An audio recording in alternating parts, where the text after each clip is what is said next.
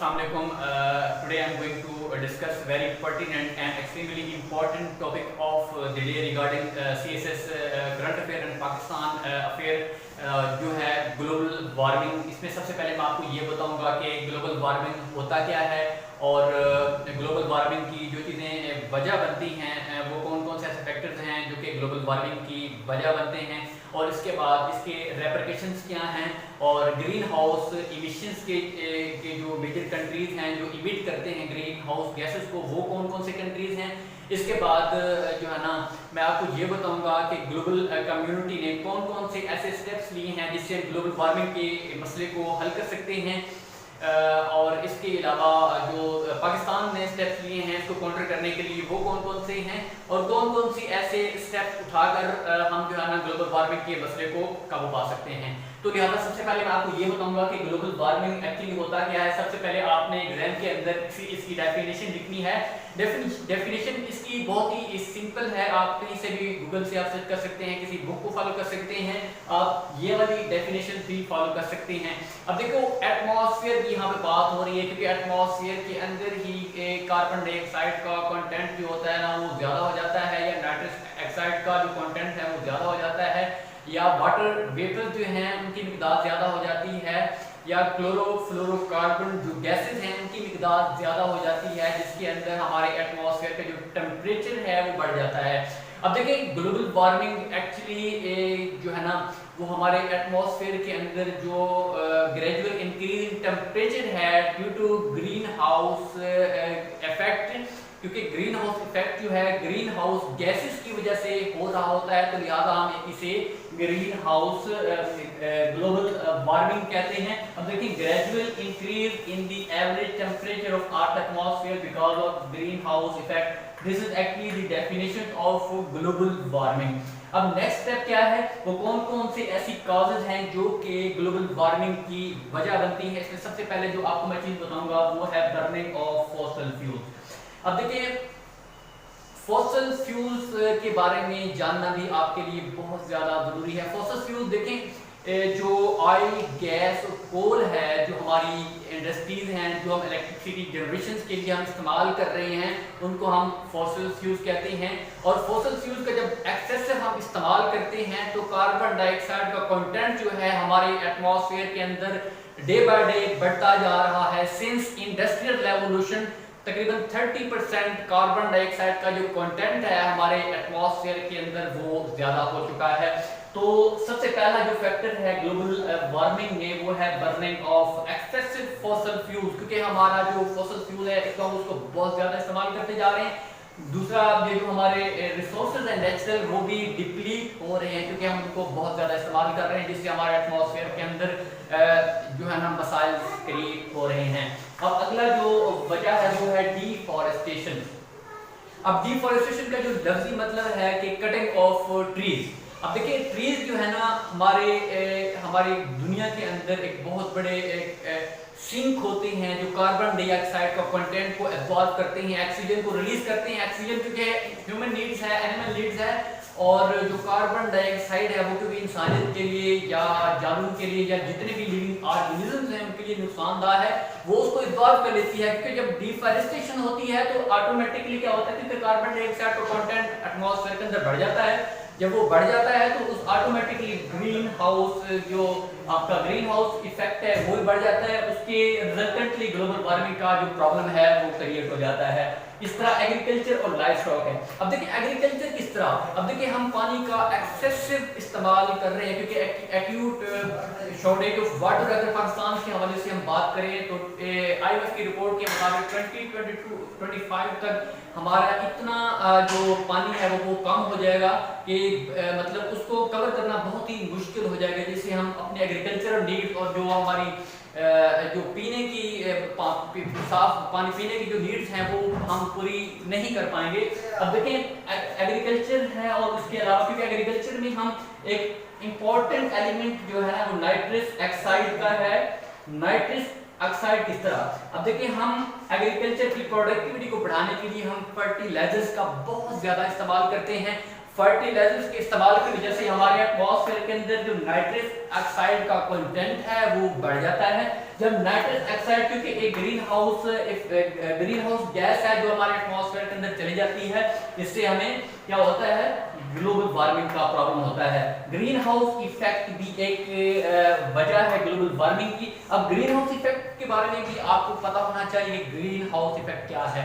अब देखिए, सूरज जो है ना, अपनी जो एनर्जी है या रोशनी है, उसकी सूरज की एनर्जी जब जमीन पे पहुंचती है तो कुछ उसकी जो हीट है वो हमारी जो अर्थ है वो उसको अब्जॉर्ब कर लेती है। अब जो अब्जॉर्ब कर लेती है तो क्योंकि कुछ जो इंफ्रारेड रेडिएशन होती हैं रिफ्लेक्ट बैक होती हैं, बट अगर हमारे एटमॉस्फेयर के अंदर जो ग्रीन हाउस गैसेज हैं, ग्रीन हाउस गैसेज में मैं आपको बताता चलूं, जो कार्बन डाइऑक्साइड है, मीथेन है और क्लोरोफ्लोरोकार्बन्स हैं, इसके अलावा नाइट्रस ऑक्साइड है और वाटर वेपर्स हैं।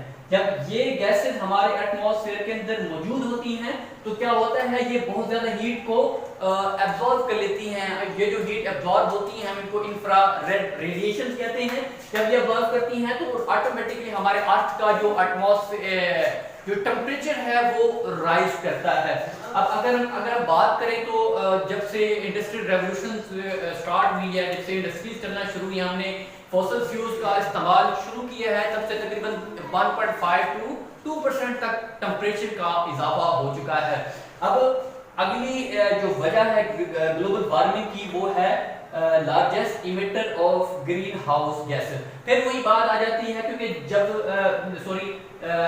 एक minute, largest emitter of global warming, मैं यहाँ पे ये बताता हूँ कि पूरी दुनिया के अंदर ऐसे कौन से ऐसे कंट्रीज हैं जो इस टाइम करंट सिनेरियो के अंदर जो ग्रीन हाउस गैसेस को सबसे ज्यादा रिलीज कर रहे हैं। तो सबसे पहला है चाइना दुनिया में सबसे पहले नंबर पे है जो कि ग्रीन हाउस गैस की इमिशंस कर रहा है, क्योंकि वो इंडस्ट्रीज को बहुत ज्यादा रन कर रहा है, क्योंकि उसकी एक तो पॉपुलेशन पूरी दुनिया में सबसे ज्यादा है, क्योंकि वो अपनी बेसिक नीड्स को मीट करने के लिए वो क्या करता है, वो इंडस्ट्रीज को सबसे ज्यादा चला रहा है। और वो क्या कर रहा है, वो जो फॉसिल फ्यूल हैं उनको बहुत ज्यादा इस्तेमाल कर रहा है, जिसकी वजह से चाइना टॉप पे है, जो कि तकरीबन 23 to 25% इमिट करता है हमारे एटमॉस्फेयर के अंदर कार्बन डाइऑक्साइड का। उसके बाद जो है ना, ये यूरोपीय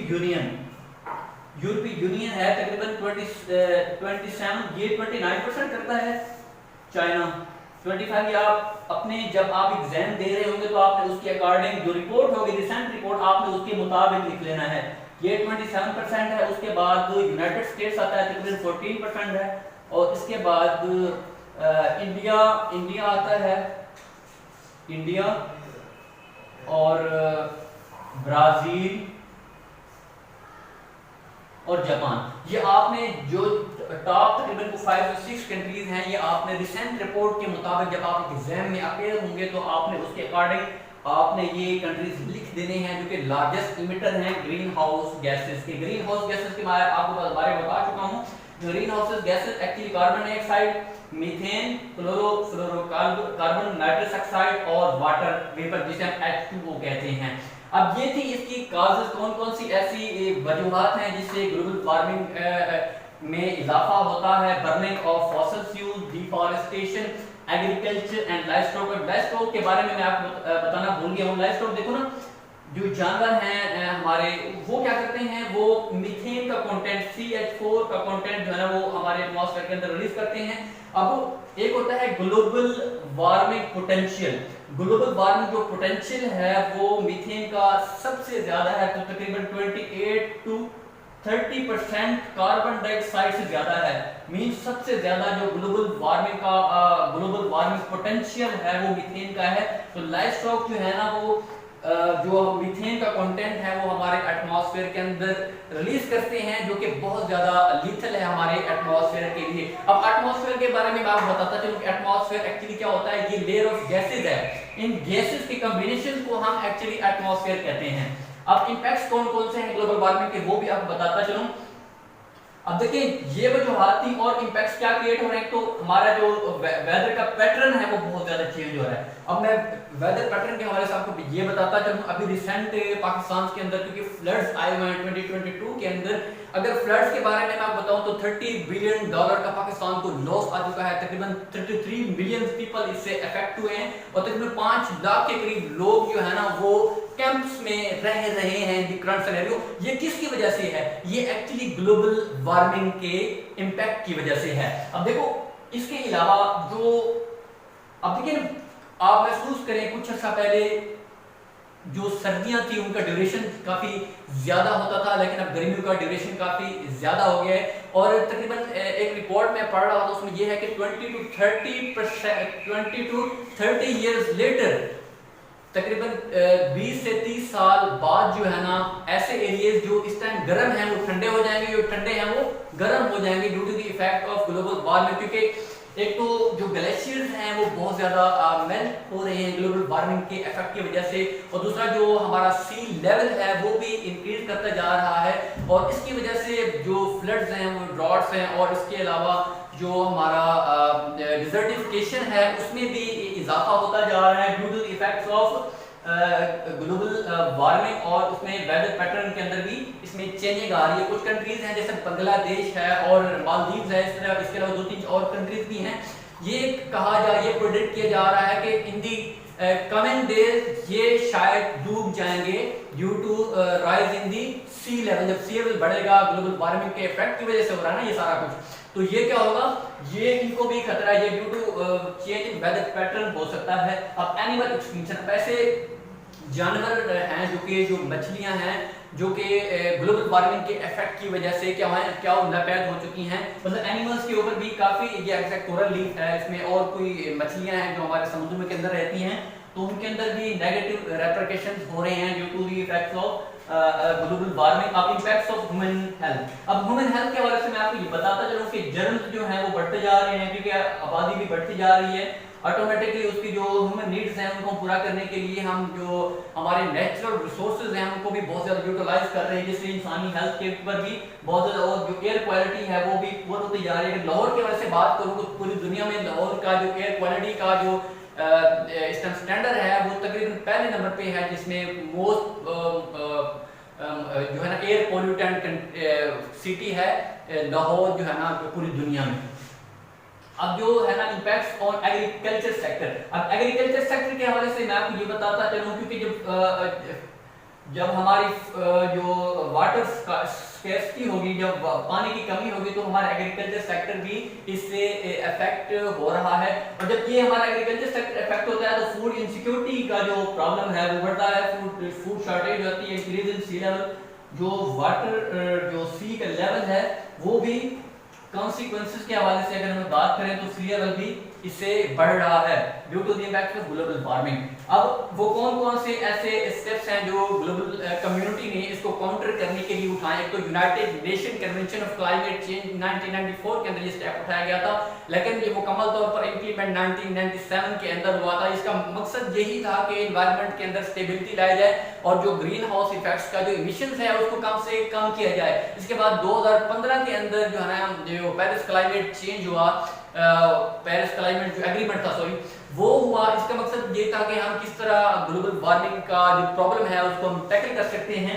इसके अलावा जो क्योटो प्रोटोकॉल है, क्योटो प्रोटोकॉल का मकसद ये था कि हम एनवायरनमेंट के अंदर स्टेबिलिटी को किस तरह बेहतर बना सकते हैं। बाकी आपको मैं ये भी आसान में बताना चलूं कि United nation convention of climate change का जो मेजर और मेन ऑब्जेक्टिव था वो आपने इंटरनेट या गूगल से कुछ सर्च करना है, खुद आपने लिख लेना है। इसके अलावा क्योटो प्रोटोकॉल के आप 2-3 पॉइंट्स खुद से लिख लेने हैं ताकि आप थोड़ा सा इसको ब्रीफली एक्सप्लेन भी करने के काबिल हो। इसके अलावा वर्ल्ड समिट है, मिलेनियम डेवलपमेंट गोल्स की बात करूं मैं, और इसके अलावा आर्ट समिट है, ये दुनिया ने स्टेप्स उठाए हैं। मिलेनियम डेवलपमेंट गोल्स तकरीबन कोई 8 एक थे, लेकिन 8 में से जो 7वां गोल था उसका मकसद यही था कि हम एनवायरनमेंट के अंदर स्टेबिलिटी किस तरह ला सकते हैं। सस्टेनेबल डेवलपमेंट गोल्स तकरीबन कुछ 17 के करीब हैं, 17 में से जो 7 से 11 तक हैं वो हमारे एनवायरनमेंट से रिलेटेड ही हैं। इसके अलावा पाकिस्तान ने कौन-कौन से ऐसे स्टेप्स लिए जिससे हम ग्लोबल वार्मिंग के इशू को हम काउंटर कर सकते हैं? एक तो पाकिस्तान ने environmental protection agency both at federal and provincial level के ऊपर क्रिएट किया। देखो इसका मकसद ये था कि जो इंडस्ट्रीज लगेंगी सबसे पहले इन्वायरमेंटल इम्पैक्ट असेसमेंट होगा। तो इसका मकसद ये था कि हम इस एरिया के अंदर वहाँ पे असेस करेंगे कि वाकई हमें इस जगह पे इंडस्ट्री लगानी चाहिए या नहीं लगानी चाहिए और इसका इम्पैक्ट क्या हो सकता है, हम इसको किस तरह काउंटर कर सकते हैं। इन्वायरमेंटल प्रोटेक्शन एजेंसी जो है ना ये पाकिस्तान ने स्टेप उठाया। इसके अलावा 10 बिलियन जो प्रोजेक्ट है इमरान खान साहब ने उठाया था, ये 10 बिलियन का प्रोजेक्ट था जो क्लीन ग्रीन पाकिस्तान को क्लीन और ग्रीन बनाने के लिए, ये भी एक पाकिस्तान ने स्टेप उठाया है टू काउंटर ग्लोबल वार्मिंग। इसके अलावा प्लास्टिक बैग्स को यूज को डिस्करेज किया गया था पाकिस्तान में, ये भी एक अच्छा स्टेप था पाकिस्तान ने जो स्टेप उठाया ग्लोबल वार्मिंग को काउंटर करने के लिए। मैं आपको ये बताता हूं कि पाकिस्तान दुनिया में पांचवा मोस्ट अफेक्टेड कंट्री है, बट वो तकरीबन 0.74% ग्लोबल वार्मिंग के अंदर या ग्रीन हाउस गैस एमिशंस के अंदर उसके अंदर जो कार्बन डाइऑक्साइड का कंटेंट है वो तकरीबन 0.74% जो है ना इमिट करता है। लेकिन छठा या पांचवा बड़ा मुल्क है जो बहुत ज्यादा ग्लोबल वार्मिंग की वजह से इफेक्ट हो रहा है। इसके अलावा हम कौन कौन से स्टेप्स ला सकते हैं जिससे ग्लोबल वार्मिंग के इशू को काउंटर कर सकते हैं। इसमें 3 स्टेप्स हैं, एक मिटिगेशन है, दूसरा अडेप्टेशन है और तीसरा है जनाब क्लाइमेट इंजीनियरिंग। ये 3 रिकमेंडेशन हैं जो मैं आपको रेकमेंड करूंगा कि आप ये तीनों लिखें। मिटिगेशन ये है कि हम किस तरह ग्लोबल वार्मिंग के मसले को कम से कम कर सकते हैं। इसमें सबसे पहले तो आप ये करें कि जो फॉसिल फ्यूल्स का इस्तेमाल है हमको उसको कम करके हम इस मसले को कम पा सकते हैं। और इसके अलावा हमारा जो रिलायंस है नॉन रीन्यूएबल रिसोर्सेज के ऊपर हम उसको कम करके इस तरह हम विंड और जो हमारे सोलर के रिसोर्सेज है उनको इस्तेमाल करके हम इलेक्ट्रिसिटी और अपनी जो इंडस्ट्रीज उनको रन कर सकते हैं। हम रिन्यूएबल एनर्जी रिसोर्सेज को इस्तेमाल कर सकते हैं, जो एसीज का इस्तेमाल है हम उनको कम कर सकते हैं। इसके अलावा हम फॉरेस्टेशन कर सकते हैं, एफॉरेस्टेशन, और जो हम पब्लिक ट्रांसपोर्ट है हमको इस्तेमाल कर सकते हैं इंस्टेड ऑफ पर्सनल व्हीकल्स। इसके अलावा अडेप्टेशन है, अडेप्टेशन ये है कि हम अपनी बिल्डिंग्स को इस तरह डिजाइन करें कि ग्लोबल वार्मिंग का उन पे असर कोई ना हो। इसके अलावा हम जो इंसुलेटेड मटेरियल्स हैं हम वो इस्तेमाल कर सकते हैं ताकि हम जैसे जैसे हमारा क्लाइमेट चेंज हो रहा है और उसके अकॉर्डिंग हम अपने स्टेप्स भी उठा सकते हैं। इसके अलावा क्लाइमेट इंजीनियरिंग के लिए है इसमें आर्टिफिशियल क्लाउड फॉर्मेशन होती है।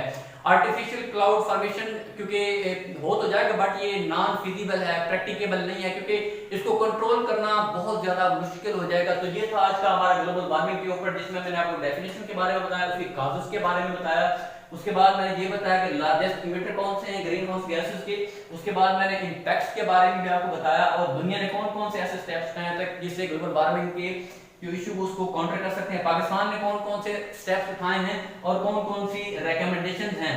उम्मीद करता हूं कि आपको ये लेक्चर समझ आया होगा। इंशाल्लाह नए लेक्चर के साथ दोबारा आपसे मिलते हैं, तब तक के लिए अल्लाह हाफिज।